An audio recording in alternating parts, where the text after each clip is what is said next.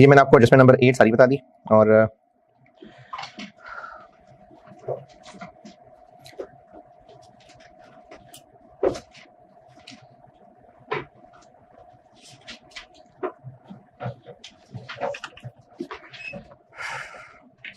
अच्छा, अब एक है बड़ी एडजस्टमेंट और कुछ छोटी एडजस्टमेंट्स हैं और एक टैक्स की एडजस्टमेंट है जो अभी गुजारा चलावी करेंगे सवाल के साथ, बाकी IAS 12 के बाद ही हो सकेगी ये। कुछ छोटी मोटी एडजस्टमेंट समेटता हूँ और पहले एक बड़ी एडजस्टमेंट समझा देता हूँ, फिर छोटी मोटी एडजस्टमेंट समेटूंगा। आप अगर 10 मिनट में मैक्सिमम एक काम कर देंगे तो चलो अच्छी बात है, नहीं करना तो भी आपकी मर्जी है। प्रैक्टिस क्वेश्चन 9 देखें। प्रैक्टिस क्वेश्चन 9, बेशक गंदी मंदी वर्किंग कर दें, कैलकुलेशंस कर दें और पीछे सोल्यूशन देख लें, ज्यादा टाइम ना लगाएं। बस मैं चाह रहा हूं कि एक और गुजर जाए हाथ से प्रैक्टिस क्वेश्चन 9 ये कर दें अगर आप जल्दी से, तो फिर मैं आपको और एडजस्टमेंट कराता हूं। प्रैक्टिस क्वेश्चन 9 ये कर दें।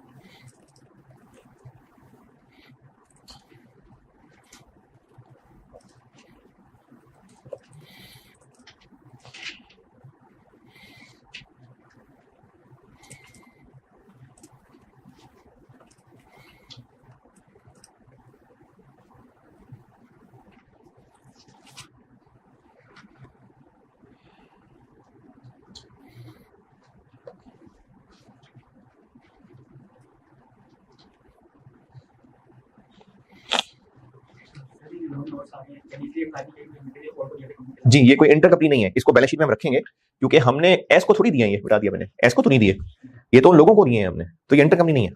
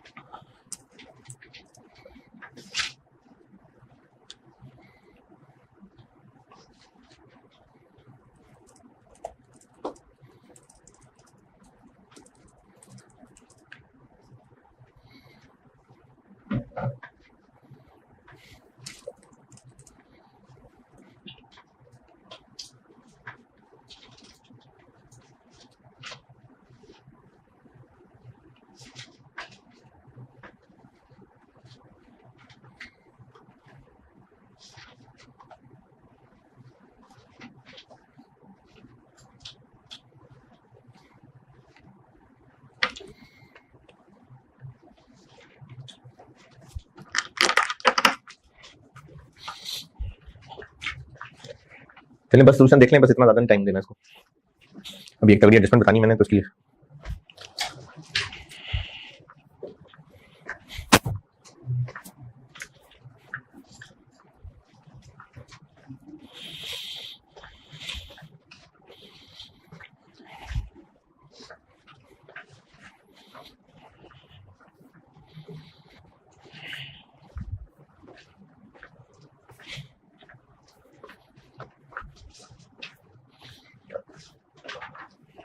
जी बताएं, कुछ पूछना है तो।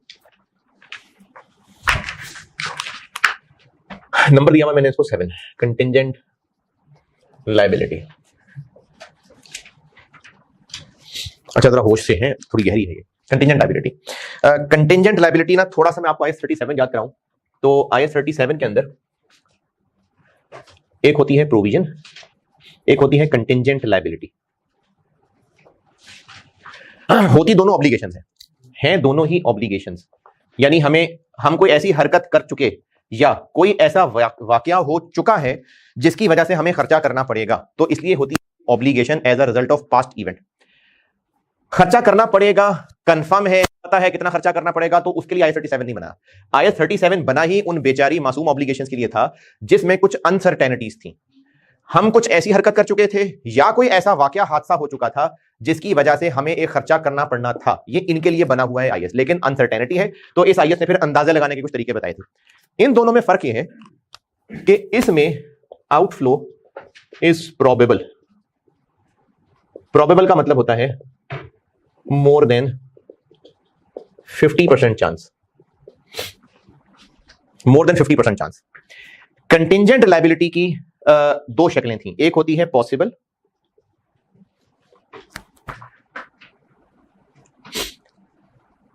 एक होती है प्रेजेंट। यानी एक होती है पॉसिबल ऑब्लिगेशन, एक होती है प्रेजेंट ऑब्लिगेशन। होती है प्रेजेंट ऑब्लिगेशन है बट नॉट प्रोबेबल। तो अकाउंटिंग ये है कि इसको IAS 37 कहता है कि लायबिलिटी बनाए, और कंटिंजेंट लायबिलिटी के बारे में IAS 37 कहता है कि इसको बस डिस्क्लोज करें। ये IAS 37 है, ये कैफ में है, CFAP में नहीं है।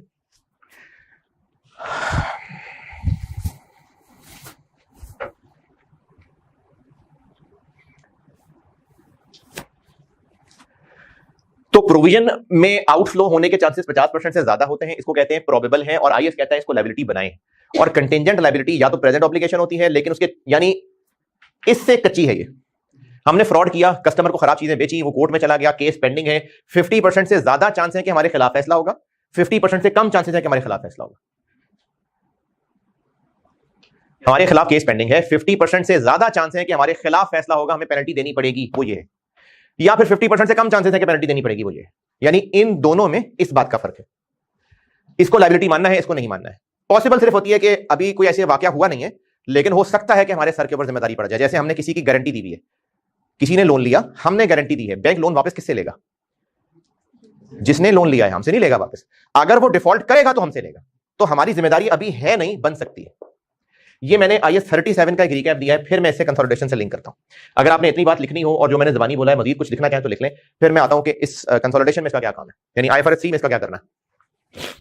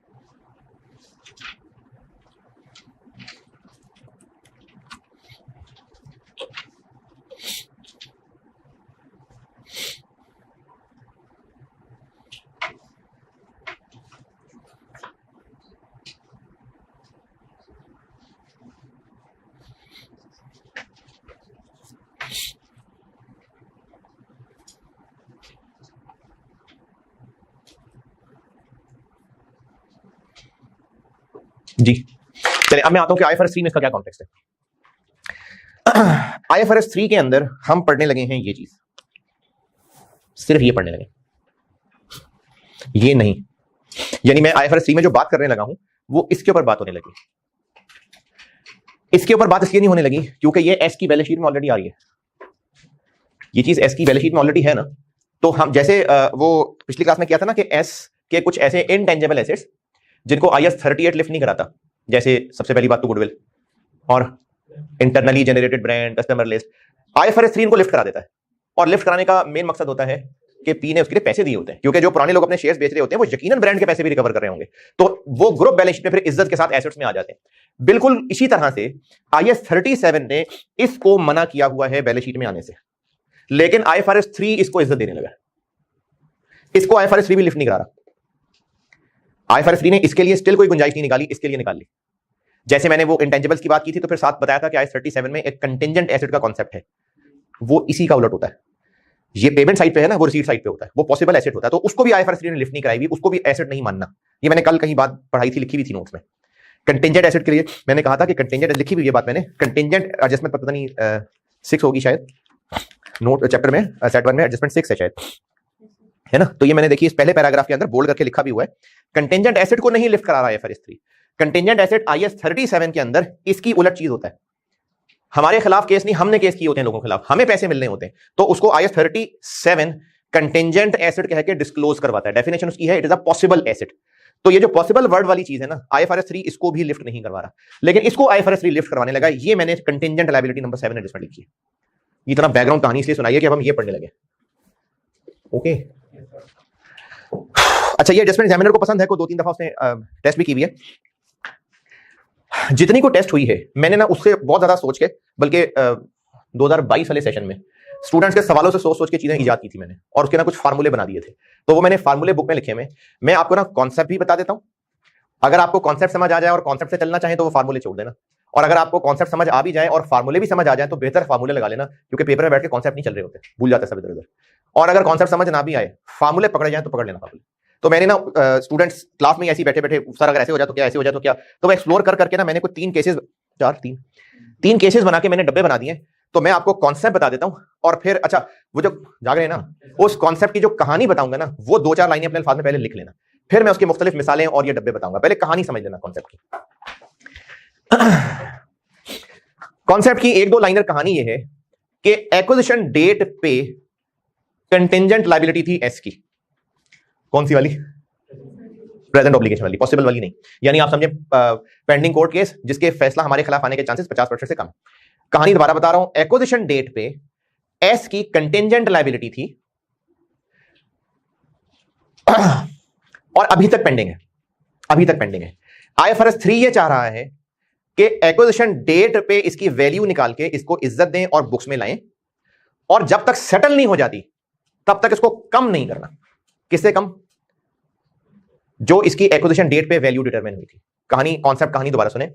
एक्विजिशन डेट पे एस की एक कंटिंजेंट लायबिलिटी थी जो अभी तक पेंडिंग है शायद, और आईएफआरएस 3 ये चाह रहा है कि इसको एक्विजिशन डेट पे एक फेयर वैल्यू देके इज्जत दें, बैक बुक्स में लेके आए, और जब तक सेटल नहीं हो जाती तब तक एक्विजिशन डेट वाली वैल्यू से कम नहीं शो करना।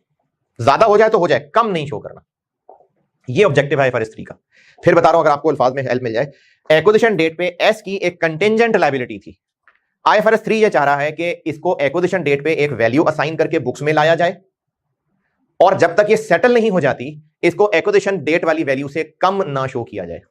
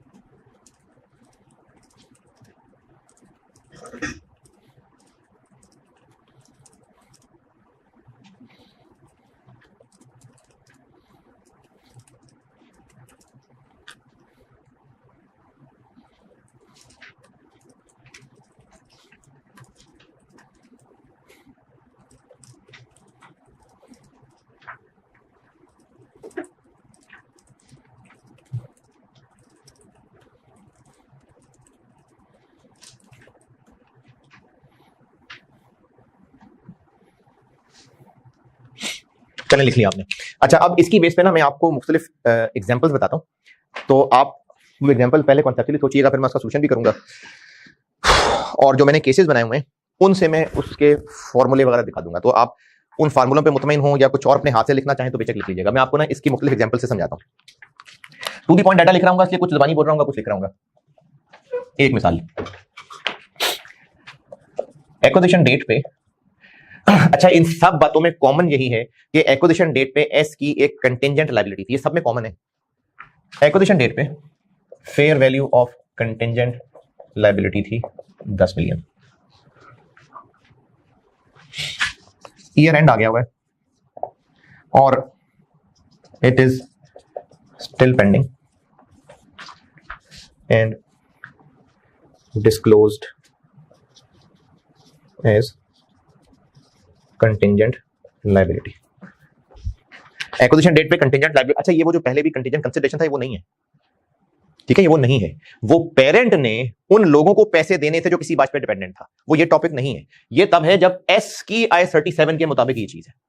एक्विजिशन डेट पे उस कंटिंजेंट लायबिलिटी की फेयर वैल्यू 10 थी और स्टिल ईयर एंड पे सब पेंडिंग है और स्टिल डिस्क्लोज है, मतलब रिकॉर्ड लायबिलिटी कुछ नहीं बनी अभी तक। पहले कॉन्सेप्चुअली चलते हैं। IFRS 3 का जो मैंने आपको भी कॉन्सेप्ट बताया, हमें ग्रुप बैलेंस शीट में क्या करना चाहिए? करंट लायबिलिटीज में 10 मिलियन को ले आना चाहिए और रिटेन अर्निंग गुडविल की वर्किंग में ये एक तरह की फेयर वैल्यू एडजस्टमेंट है। जैसे कल वो इंटरनली जनरेटेड ब्रांड को इज्जत दे रहे थे तो नेट एसेट्स में ऐड करके बैलेंस शीट में ला रहे थे ना, तो इसको नेट एसेट्स में से लेस करके बैलेंस शीट में लायबिलिटी की इज्जत दे देंगे। ये कॉन्सेप्चुअली होना चाहिए। तो हाँ बिल्कुल ठीक है, हम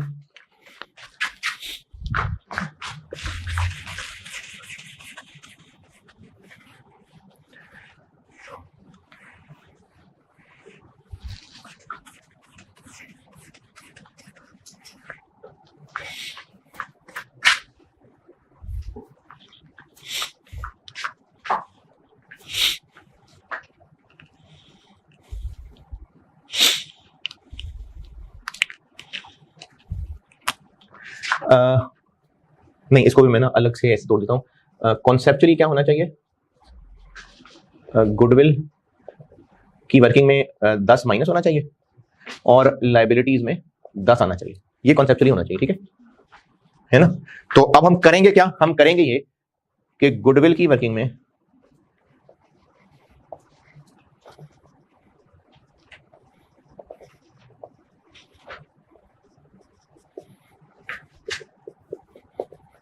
ये करेंगे और एसओएफपी में करंट लायबिलिटीज में P + S + 10 करते हैं।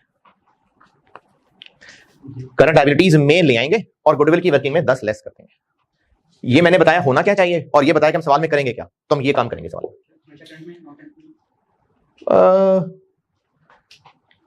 करंट ही।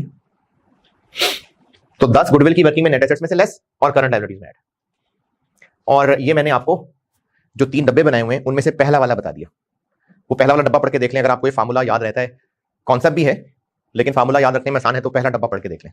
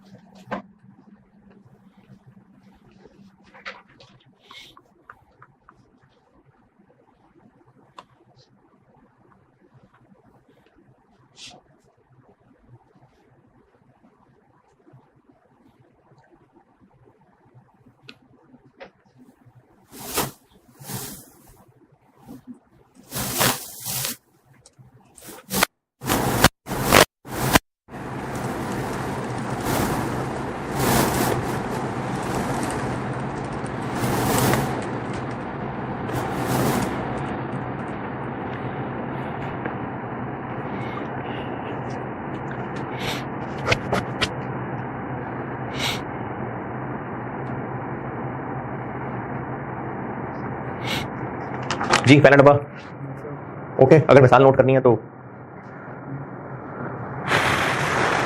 ठीक है, चलो आगे या कर रहे हैं अभी? चलें कर लें।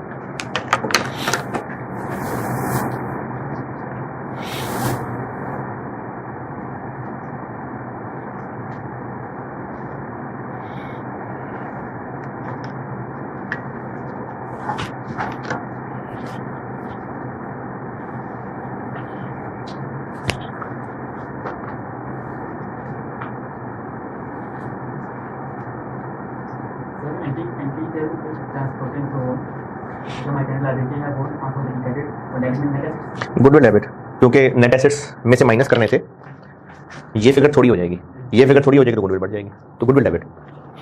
हाँ जी, एग्जांपल 1। अच्छा, अब मैं एग्जांपल 2 में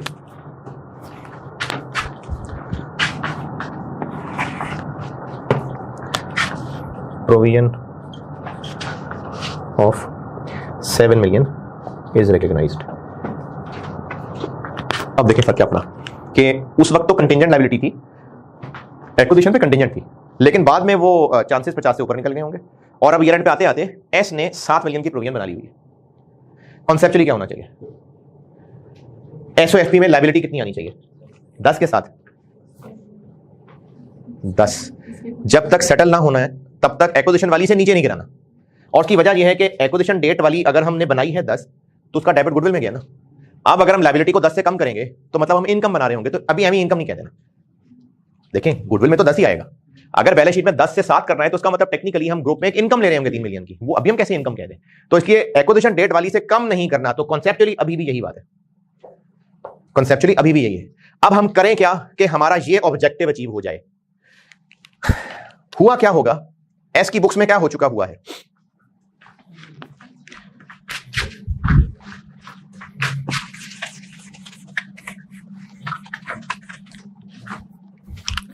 जी, हो क्या गया है, रिटेन अर्निंग में एस की 7 एज एन एक्सपेंस आ गया हुआ है।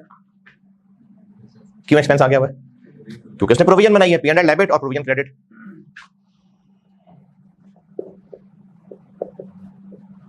ये हो गया हुआ है, एस एक्सपेंस बना चुका हुआ है और एस की करंट लायबिलिटीज में 7 आ रहा है। ये हो चुका हुआ है, हमें यहां तक पहुंचना है, ये हुआ हुआ है। अब बताएं क्या करें? गुडविल की वर्किंग में 10 लेस होगा, लायबिलिटी में चूंकि 7 ऑलरेडी इंक्लूडेड है, हमने 10 तक पहुंचाना है, तो 10 की बजाय 3 ऐड करेंगे। और अगर आपको एक कॉन्सेप्ट समझ आता है तो ठीक है, वरना मैंने टेबल बना दिया।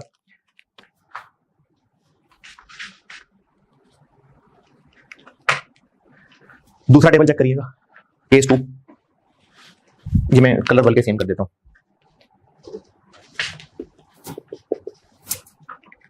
ये मैं ना ब्लैक और रेड में कर देता हूं।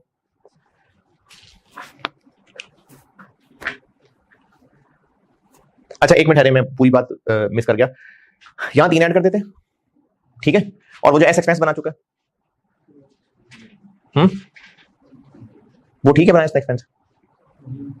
अच्छा, एक्विजिशन डेट तक जो भी मसले थे, फायदा नुकसान, वो एक्विजिशन डेट तक की रिटेन अर्निंग में आ रहा होता है। एक होती है प्री अर्निंग्स, एक होती है पोस्ट अर्निंग्स। हम कंसोलिडेट किनको करते हैं? पोस्ट अर्निंग्स को। ये मसला एक्विजिशन डेट तक का है। देखिए, अगर 10 million हमें देना पड़ता है तो एक्सपेंस ही है ना, ये एक्सपेंस डेबिट और लायबिलिटी क्रेडिट। कॉन्सेप्चुअली ये प्री फेज का मसला है कि पोस्ट फेज का? प्री फेज का। एक्विजिशन डेट पे ये मौजूद है जिम्मेदारी, तो प्री फेज के फटे हैं कि पोस्ट फेज के फटे हैं? प्री। तो ये प्री फेज का मसला है ना, पोस्ट का नहीं है ना। लेकिन एस ने क्या कर लिया हुआ है, पोस्ट फेज में एक्विजिशन डेट पे कंटिंजेंट लायबिलिटी थी, तो एस ने अगर रिकॉर्ड की भी है तो कब की है? बाद में की है ना। जाग रहे ना, एक्विजिशन डेट पे ये कंटिंजेंट लायबिलिटी थी, एस ने प्रोविजन बनाई भी है तो कब बनाई है? तो उसने पोस्ट फेज में 7 million का एक्सपेंस रिकॉर्ड कर लिया हुआ है। क्या ये पोस्ट फेज का एक्सपेंस है? तो होना ये चाहिए, और हो ये गया हुआ है।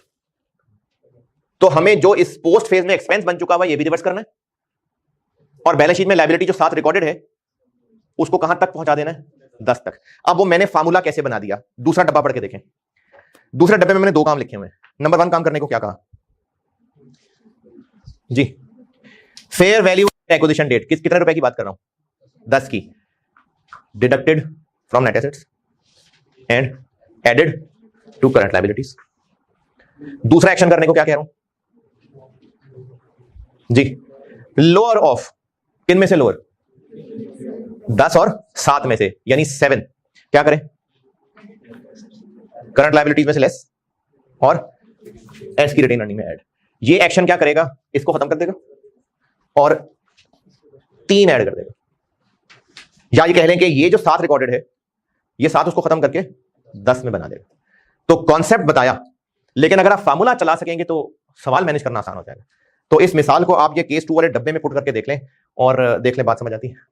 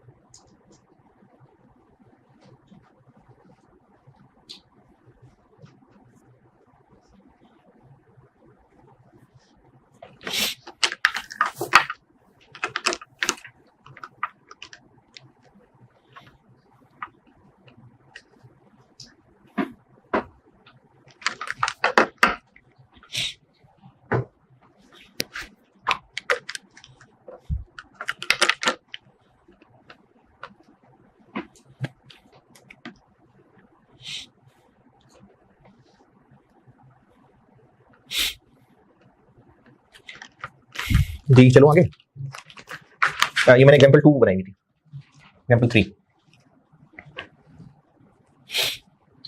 12 मिलियन करते हैं। 12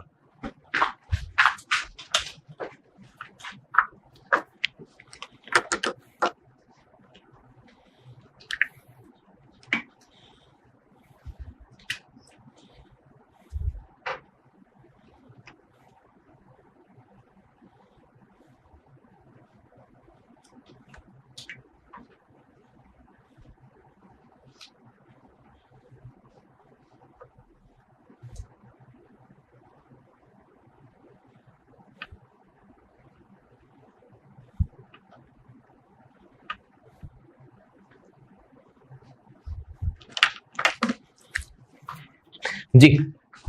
अब हो क्या गया हुआ है कि एस ने 12 मिलियन का एक्सपेंस बना के तो 12 मिलियन की लायबिलिटी बना ली हुई है। कॉन्सेप्चुअली क्या होना चाहिए? गुडविल की वर्किंग में तो 10 ही, क्यों? क्योंकि एक्विजिशन पे ही थी। और लायबिलिटीज में कितना आना चाहिए? 12। मैंने कहा था एक्विजिशन वाले से कम नहीं होना, यहां आना चाहिए 12। लेकिन अगर हम एक्विजिशन से इसको मजीद 12 कर रहे हैं तो उसका मतलब हम समझ रहे हैं पोस्ट फेज में फड्डा और कितना बढ़ गया, 2।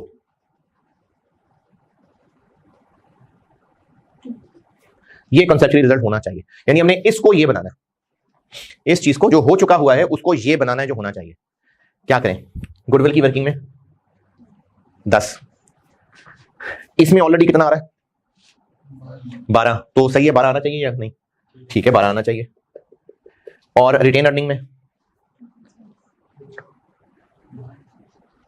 रिटेन अर्निंग में 12 का एक्सपेंस आ रहा है, 2 का आना चाहिए, तो अब करें क्या, यहां से 10 लेस, यहां कर दिया मैंने 10 ऐड कर दिया, 10 मैंने ऐड, उसके बाद ये 12 है तो 10 तो नहीं आना चाहिए ना, चलो माइनस कर दिया मैंने 10,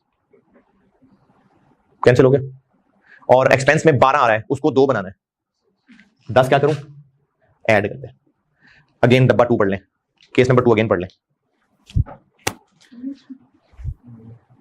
केस 2 दोबारा पढ़ लें। पहला एक्शन क्या करना है,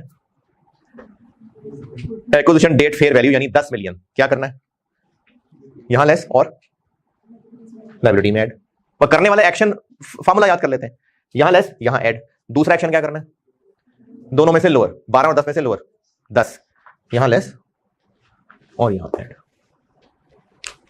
तो एग्जांपल 2 और 3, यानी कॉमन बात क्या है, एस ने बाद में कुछ रिकॉर्ड कर लिया, चाहे ज्यादा चाहे कम कर लिया, तो हम ये स्टैंडर्ड स्टेप ले लेते हैं, गुडविल की वर्किंग में से 10 लेस, करंट लायबिलिटी में 10 ऐड, और जितना एस रिकॉर्ड कर चुका उसमें और 10 में से लोअर, यहां से लेस और यहां ऐड, तो एंड वही कॉन्सेप्ट बन जाएगा जो होना चाहिए। तो एग्जांपल 2 और एग्जांपल 3 दोनों मैंने केस 2 की बनाई है। अब केस 3 पर आता हूं, एग्जांपल 2 और 3 तसल्ली करके दोबारा देख लें।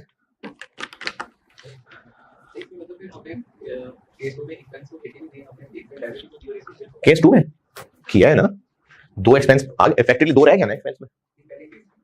केस 1 में एग्जांपल 2 और एग्जांपल 3, ये केस 2 है।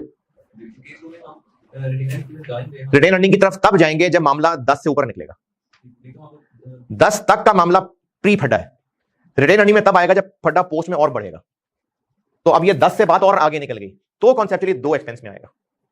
जब तक 10 के अंदर अंदर है ना, हमारी नजर में वो प्री है, 10 से ऊपर निकलेगा तो पोस्ट है। तो एग्जांपल 2 में वो 10 के अंदर रहा, एग्जांपल 3 में 10 से ऊपर निकल गया।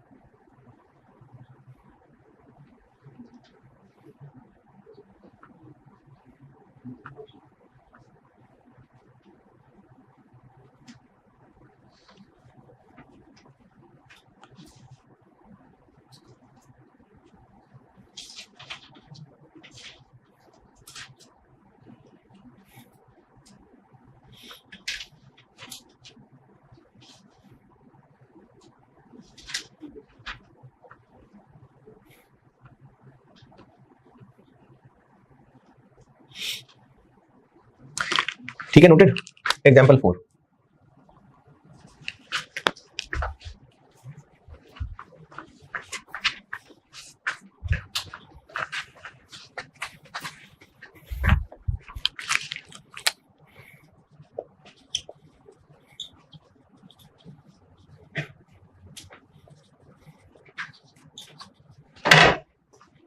एक्विजिशन डेट पे कंटिजेंट लायबिलिटी 10 मिलियन की थी, बाद में सेटल हो गई 8 मिलियन देके, किस्सा खत्म। कॉन्सेप्चुअली क्या होना चाहिए, गुडविल की वर्किंग में 10 या 8, 10, लायबिलिटी में कुछ भी नहीं, तो 10 का प्री फड्डा था, पोस्ट फेज में 8 पे सेटल हो गया, 2 की इनकम, ये कॉन्सेप्चुअली होना चाहिए। अब देखते हैं हुआ क्या है। हुआ ये है कि एस ने 8 का एक्सपेंस बनाया हुआ है, बस एस ने 8 का एक्सपेंस बनाया हुआ है, बस ये हुआ। अब हम करें क्या? गुडविल की वर्किंग में 10, लाइबिलिटीज में कुछ भी नहीं, लाइबिलिटी तो है ही नहीं, सेटल हो गया मामला। और 2 की इनकम में कन्वर्ट करना है, 8 का वो एक्सपेंस बना चुका है, उसको 2 की इनकम बनाना है, 10 ऐड कर दे, तीसरा डब्बा पढ़ ले। 10 मिलियन गुडविल की वर्किंग में नेट एसेट्स में से लेस और एस की रिटेन अर्निंग में ऐड, बस।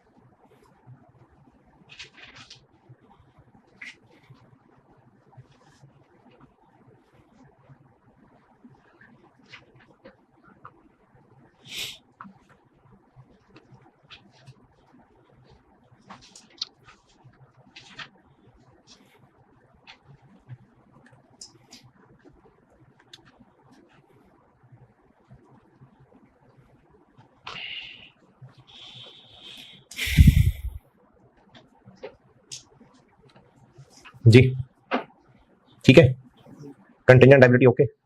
चले मेरी कोशिश तो थी कि मैं ये, अब छोटी छोटी एडजस्टमेंट्स रह गई हैं, मेरी कोशिश थी मैं इसको खत्म कर लेता। डेफर्ड टैक्स आपको मैं IAS 12 के बाद समझा सकूंगा, तो 9, 11, 12, 13 ये छोटी छोटी सी चीजें जो समेटनी थी, तो चलो नहीं समेट सका। कल मैं ये छोटी छोटी चीजें समेट के ना तो मास्टर बोर्ड पे करूंगा। वो मैंने एक मास्टर क्वेश्चन बनाया है जिसमें कोशिश की है कि सब चीजें डाल लूं, तो वो मैं बोर्ड पे कल सॉल्व करता हूँ। तो फिर SOFP कैफ सारा रिवाइज हो गया। अब इसके बाद में SOCI कराऊंगा, एसोसिएट कराऊंगा, और देखूंगा शायद एसोसिएट के साथ ही जॉइंट ऑपरेशंस पढ़ा के फिर हम प्रॉपर CFAP की चीजों पे, यानी सब्सिडी खरीदना, बेचना और खरीदना और बेचना, फिर इन चीजों पे आएंगे।